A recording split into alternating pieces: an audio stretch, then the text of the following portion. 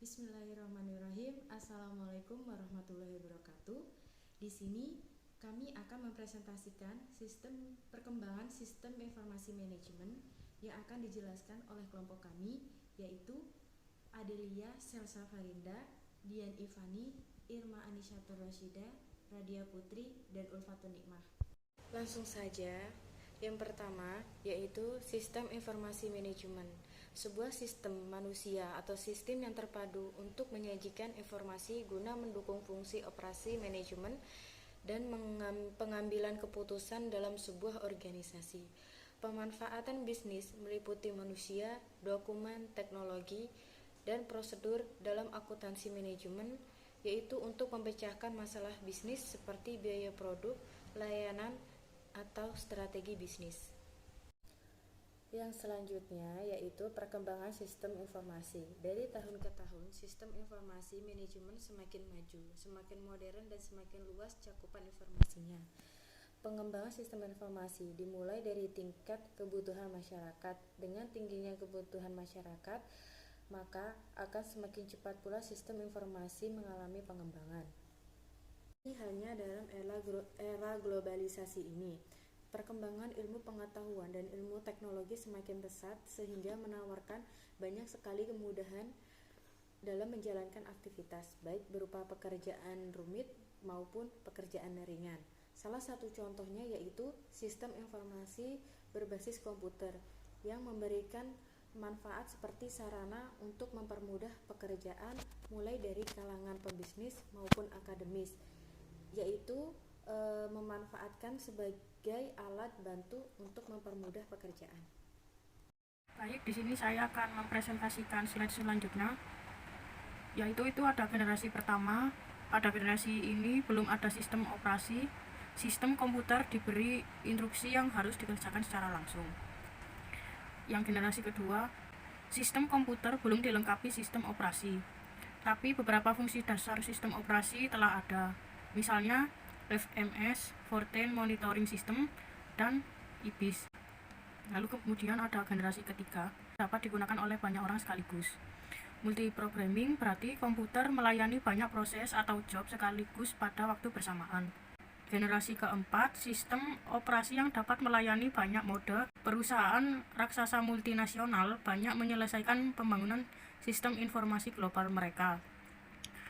Tetapi masih terdapat beberapa hal lain yang masih harus diselesaikan dalam rangka menyempurnakan sistem pengelolaan informasi berbasis komputer yang mendunia ini. Nah, yang slide selanjutnya itu ada faktor-faktor yang mempengaruhi pengembangan sistem informasi. Yang pertama ada teknologi eksternal. Sistem informasi eksternal adalah komponen-komponen teknologi di luar perusahaan atau organisasi itu sendiri yang dalam hal ini sebagai penyedia informasi yang dibutuhkan manajemen dalam melakukan aktivitas bisnis. Teknologi eksternal memiliki faktor seperti ilmu pengetahuan dan teknologi yang berkembang dalam lingkungan eksternal organisasi. Yang kedua ada bisnis eksternal.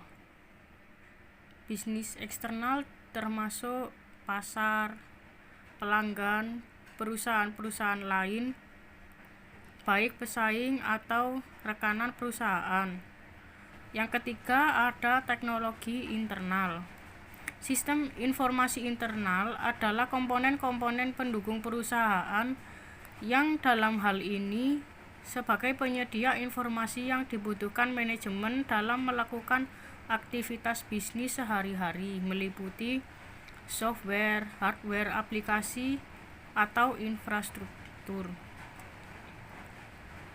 Yang keempat ada yang terakhir bisnis internal. Bisnis internal memiliki komponen-komponen yang diperlukan untuk menjalankan perusahaan seperti struktur organisasi, infrastruktur atau aset, proses, sumber daya manusia atau budaya perusahaan atau corporate culture dan lain sebagainya. Selanjutnya, di sini saya akan menjelaskan tentang pendekatan pengembangan sistem informasi. Yang pertama ada pendekatan konvensional. Jadi, pelaksanaan pengembangannya diawali dengan melihat alur dokumen dari satu bagian organisasi ke bagian organisasi lainnya. Yang kedua ada pendekatan fungsional, yaitu pengembangannya dilaksanakan dengan melihat fungsi atau proses yang harus dilaksanakan oleh sistem, data, sumber dan tujuan data, serta penyimpanan data. Yang ketiga ada pendekatan struktur data. Pengembangannya dilihat dari dokumen masukan atau keluaran yang digunakan oleh sistem sampai terlihat proses pembentukannya. Yang keempat ada pendekatan information engineering. Pengembangannya diawali dengan proses perencanaan strategis informasi dan analisis wilayah bisnis. Yang kelima ada pendekatan objek. Pengembangannya dilakukan berdasarkan objek-objek yang ada dalam sistem. Selanjutnya, saya akan membahas tentang tahapan pengembangan sistem informasi. Yang pertama ada tahap perencanaan atau planning. Dalam tahap ini, pengembangan sistem harus mendapatkan perhatian penuh seperti saat merencanakan proyek-proyek besar lainnya. Keuntungan jika pengembangan sistem informasi direncanakan dengan matang, yaitu ruang lingkup proyek dapat ditentukan dengan jelas dan tegas. Yang kedua ada tahap analisis. Dalam tahap analisis ini berfokus pada menetapkan rencana penelitian sistem, mengorganisasikan tim proyek, mendefinisikan kebutuhan informasi, mendefinisikan kriteria kinerja sistem, menyiapkan usulan rancangan sistem, dan menyetujui atau menolak rancangan proyek pengembangan sistem. Yang ketiga ada tahap perancangan atau desain.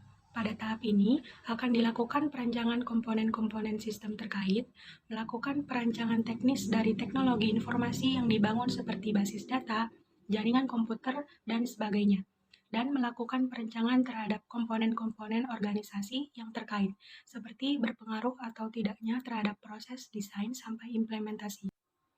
Yang keempat adalah tahap implementasi. Tahap ini adalah tahap yang paling kritis karena untuk pertama kalinya sistem informasi akan dipergunakan di dalam organisasi.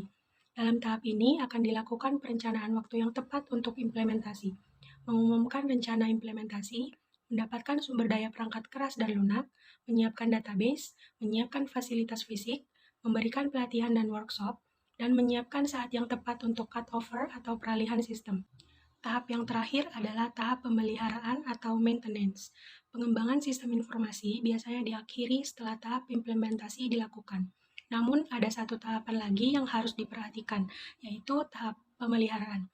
Sistem informasi juga akan mengalami perkembangan di kemudian hari. Tahap ini adalah berupa aktivitas di mana harus ada divisi yang dapat melakukan perubahan atau modifikasi terhadap sistem informasi sejalan dengan perubahan kebutuhan bisnis yang dinamis. Perkenalkan, nama saya Irma Anissa Rosida. Di sini saya akan menjelaskan tentang proses pengembangan sistem. Jadi, proses pengembangan sistem terbagi menjadi 4 aktivitas inti utama. Yang pertama yaitu menentukan kebutuhan informasi.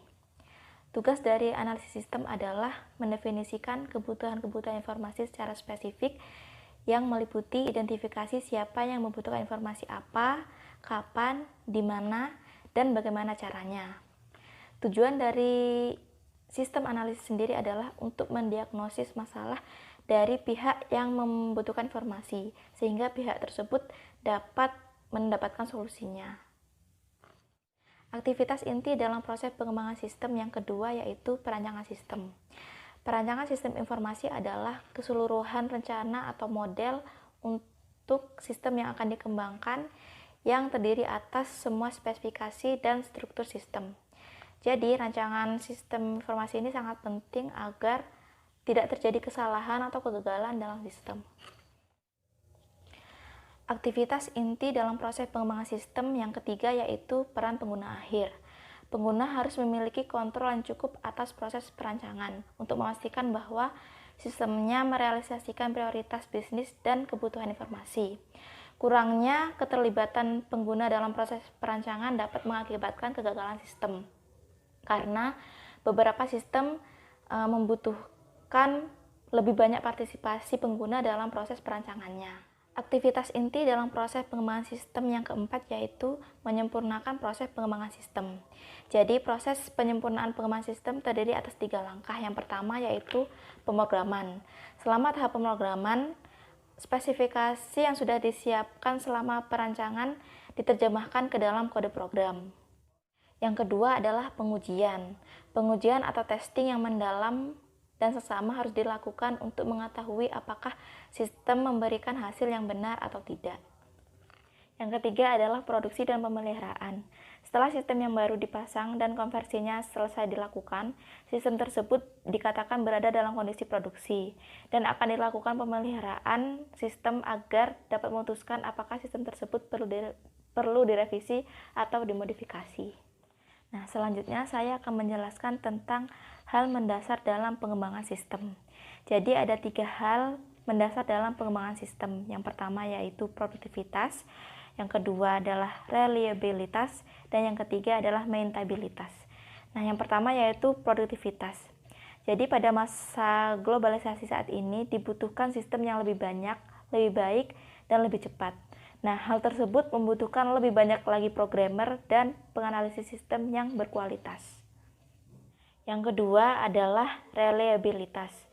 Waktu yang dihabiskan untuk testing sistem secara umum menghabiskan 50% dari waktu total pengembangan sistem. Dalam kurun waktu 30 tahun, sejumlah sistem di berbagai perusahaan mengalami kesalahan, dan ironisnya hal tersebut tidak mungkin untuk diubah. Yang ketiga adalah maintainabilitas, yaitu melakukan perawatan terhadap sistem, yang mencakup 2 hal. Yang pertama adalah memodifikasi sistem sesuai dengan perkembangan perangkat keras untuk meningkatkan kecepatan pemrosesan. Dan yang kedua adalah memodifikasi sistem sesuai dengan kebutuhan pemakai. Nah, di sini saya akan menjelaskan mengenai kunci keberhasilan dalam pengembangan sistem. Yang pertama yaitu mengenai perencanaan yang matang. Dalam sebuah proyek tentu harus ada yang namanya perencanaan. Pengembangan sistem informasi tidak bisa dilakukan secara tiba-tiba karena ada banyak hal yang harus dibicarakan dengan pihak yang bersangkutan, seperti bagian operator, pemimpin, bagian produksi, dan lain-lain. Hal-hal ini nanti akan mempengaruhi biaya dan juga prosedur yang akan digunakan dalam suatu perusahaan tersebut. Yang kedua yaitu vendor pengembang. Di sini pihak perusahaan turut berperan penting dalam menemukan vendor yang sesuai dan dapat mewujudkan kebutuhan dari perusahaan. Yang ketiga yaitu uji coba sistem. Uji coba ini dilakukan untuk menemukan hal-hal yang masih tidak berkesesuaian dengan kebutuhan perusahaan. Yang keempat yaitu pengelolaan sumber daya manusia. Dalam setiap ada pengembangan sistem, perusahaan wajib memberikan training kepada setiap staf-staf yang berhubungan dengan penggunaan sistem informasi tersebut. Yang kelima, kepastian penggunaan. Jadi, sebuah sistem juga memiliki jangka waktu penggunaan, sehingga harus ditentukan di awal seberapa lama sistem itu bisa digunakan. Karena ketika jangka waktunya habis, sistem akan kembali direview untuk ditingkatkan performanya. Yang keenam yaitu troubleshoot, di mana perusahaan harus mampu menangani masalah atau risiko yang timbul di perusahaan. Yang ketujuh, sistem keamanan baik. Sistem informasi perusahaan harus memiliki tingkat sekuritas yang tinggi agar tidak terjadi kebocoran data kepada pihak lain. Perubahan seperti ini biasanya akan merubah SOP yang ada di perusahaan. Selanjutnya, saya akan menjelaskan mengenai manfaat yang diperoleh perusahaan dari pengembangan sistem informasi. Yang pertama, yaitu meningkatkan efisiensi operasional. Nah, di sini perusahaan bisa mulai berinvestasi. Investasi dalam teknologi sistem informasi dapat menolong operasi perusahaan menjadi lebih efisien, sehingga perusahaan dapat menjalankan strategi keunggulan biaya. Yang kedua, yaitu memperkenalkan inovasi dalam bisnis. Penggunaan ATM dalam perbankan merupakan salah satu contoh yang baik dari inovasi teknologi sistem informasi. Selain ATM, ada juga member card yang biasanya bisa kita temui di Indomaret atau Alfamaret. Itu tadi merupakan beberapa contoh yang merupakan pengembangan dari teknologi sistem informasi. Yang terakhir yaitu membangun sumber-sumber informasi strategis. Contohnya dengan mengembangkan jaringan informasi dan melatih end user agar kita dapat selalu update informasi-informasi yang baru.